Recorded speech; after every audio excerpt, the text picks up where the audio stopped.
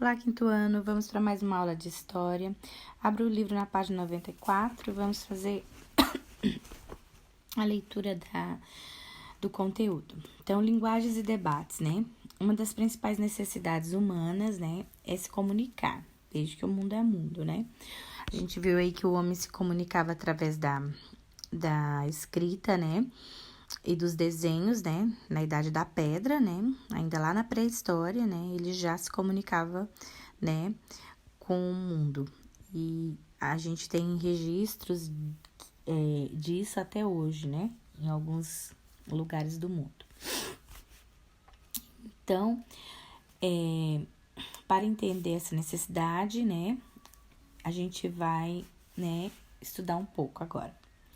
Então, existem as diferentes linguagens, né? Aqui na imagem a professora usa a linguagem da informática, né?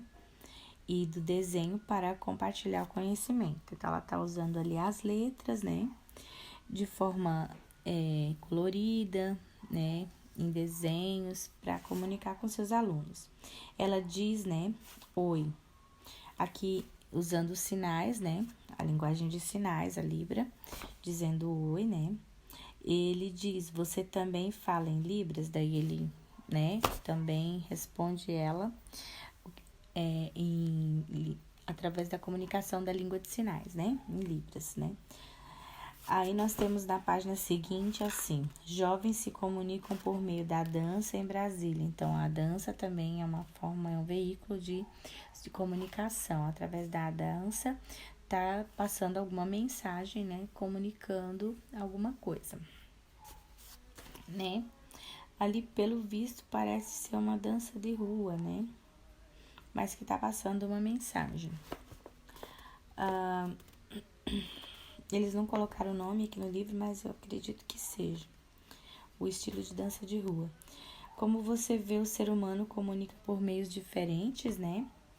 De linguagens, informática, desenho, dança, libras, né? Teatros. Então, essas são algumas das formas nas diferentes linguagens do ser humano se comunicar, ok?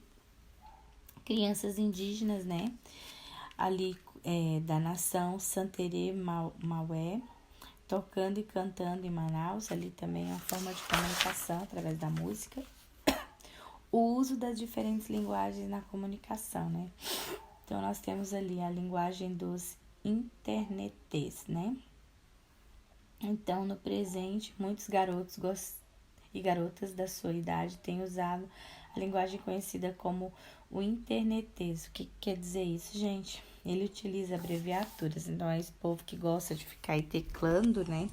Usa muita abreviatura para comunicar, né? Através da internet. Então, eles até deram um apelido, um nome ali. Os internetês, né? Então, ela utiliza abreviaturas como também em vez de... Então, bota TB em vez de também, né? E ícones para expressar o quê? Sentimentos como legal, né? Para ou tudo certo, né? E caricaturinhas, né? Emojis que chama de beijinhos, né? Então, aqui tem um exemplo embaixo de vários emojis, né? Que o pessoal comunica através da internet, né? A linguagem da pintura, ali nós temos na página seguinte, né? As pinturas em paredes de cavernas estão entre as mais antigas, né? Que é aquelas que a prof estava falando ali no início da aula. Manifestações culturais da humanidade e as misteriosas figuras, né? De animais no tempo da pedra lá. E touros, éguas, cavalos, bisões... estão entre as pinturas mais conhecidas e por serem pinturas feitas em rochas, né, chamadas de, né, que a gente conhece como pinturas rupestres, né, essas pinturas feitas nas rochas. Então, os artistas da pré-história, né, usavam cinzéis, né, de madeira, carvão, né, terra e tintas vegetais para fazer esses desenhos e essa comunicação, né. Eram feitas em locais de difícil acesso, né, como teto de cavernas. Provavelmente esses autores pintavam em posições assim desconfortáveis, né? E além disso, algumas pinturas foram feitas também em locais, né, de pouca luminosidade à luz de tochas, ok? Então, essas pinturas rupestres ali, a gente tem um exemplo aqui na página, né, de um touro, não, um bisão, né, um pintura rupestre de um bisão, na caverna de Altamira, no norte da Espanha, né, no país, na Espanha. Descoberta em 1879, gente, por uma criança, filha de um arqueólogo amador. Então, o pai tá o filho, né? Arqueólogo, quem estuda história, quem vai atrás dessas descobertas, né? Aí nós temos a linguagem escrita, né? Ali, né?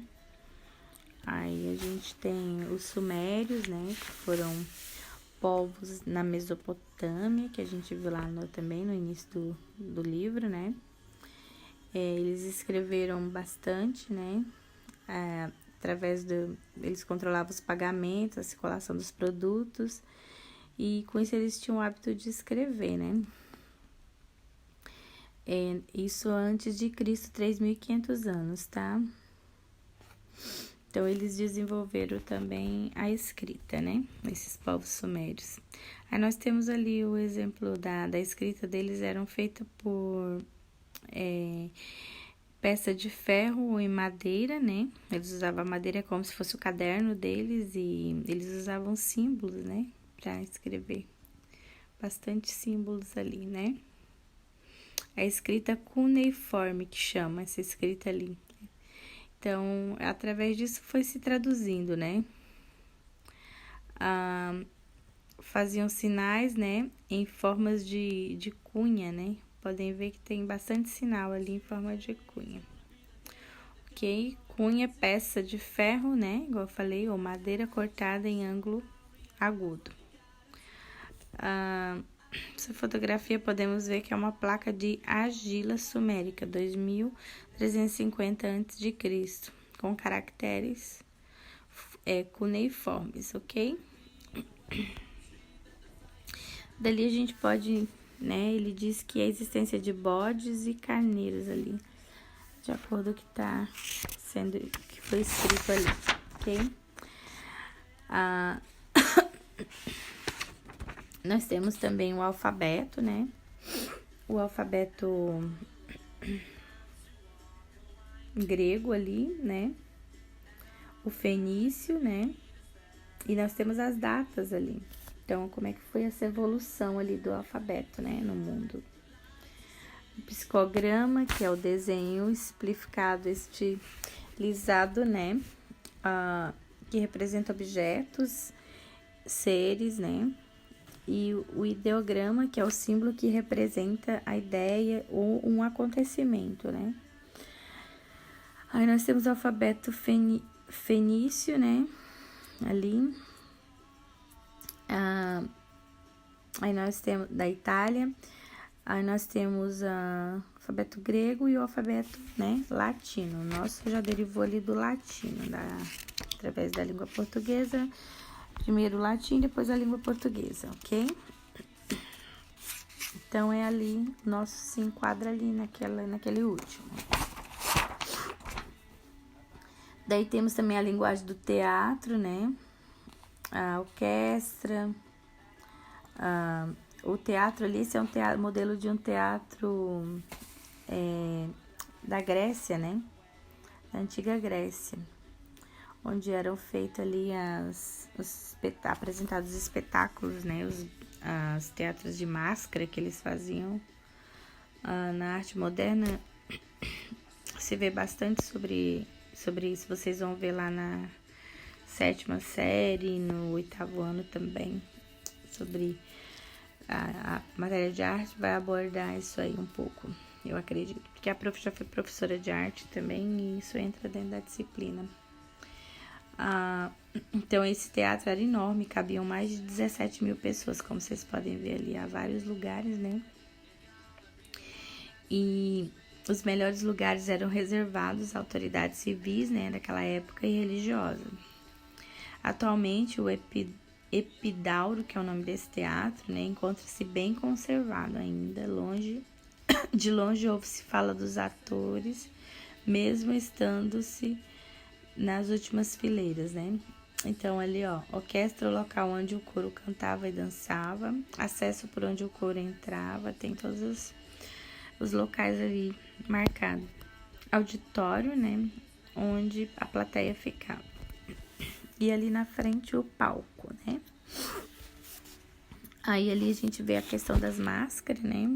Máscara representando a comédia, à direita, a máscara representando também a tragédia, que era a alegria e a tristeza, né?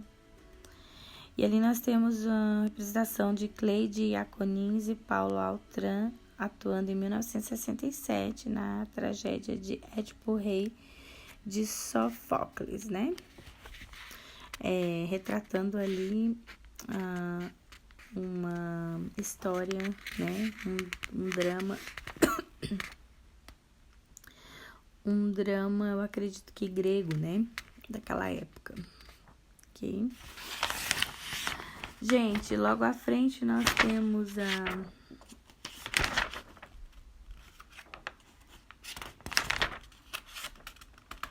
nós andamos bastante aqui nas páginas, né?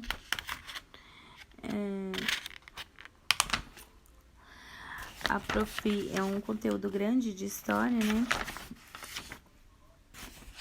A Prof vai deixar para que vocês leiam um pouco sobre as línguas de sinais, né, em casa. E aí nós vamos conversar sobre isso na próxima aula. Não tem atividade por enquanto, tá?